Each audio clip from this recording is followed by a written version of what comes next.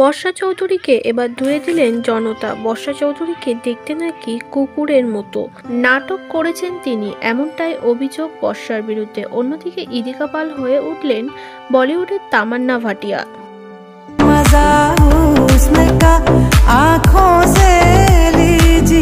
100টা বিয়ে করে নাটক করেছেন বর্ষা চৌধুরী। নোংরা মানসিকতার মানুষ বর্ষা চৌধুরী। বর্ষা চৌধুরী নাকি পুরোটাই নাটক করে ভাইরাল হওয়ার চেষ্টা করেছে, এমনটাই মন্তব্য সকলেরই। কারণের জন্য সে কিন্তু এই যে আত্মহত্যার নাটকটা করছে।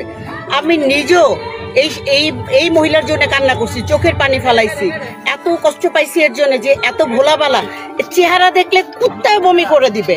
মানুষের কোনো চেহারা নাই, একটা মানুষের মন ভালো থাকলে চেহারার মধ্যে একটা লাবণ্যতা আসে, ওর মধ্যে কিন্তু মেকআপ দিলেও লাবণ্যতা আসে না, গ্লেজ আসে না। আর মানুষকে কিভাবে যে ওইটা পরে আসি, সে যে গলায় আত্মহত্যা করছে, গলায় ফাঁসি দিল, ফাঁসিটা ফ্যানে দিবি, দিয়ে সুন্দর করে ঝুইলা চেয়ারটা ফেলাই দিবি।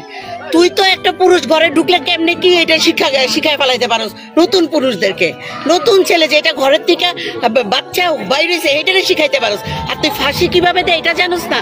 তুই ফাঁসি দিয়ে দে, সমাজ বাস্তু, তুই সমাজের মেয়েদেরকে নষ্ট করতে। অন্যদিকে টলিউড অভিনেত্রী ইদিকা পাল যেন এখন ভরপুরে মেজাজে। এবার একটি স্টেজ পারফরমেন্সে দেখা গেল নায়িকাকে বলিউড অভিনেত্রী তামান্না ভাটিয়ার আজ কি রাতের পুরো গানটি কপি করে পুরো তামান্না ভাটিয়ার মতনই নাচতে। নায়িকার এই নাচ দেখে অনেকেই প্রশংসা করেছে এবং তামান্না ভাটিয়ার সঙ্গে তুলনা করেছে।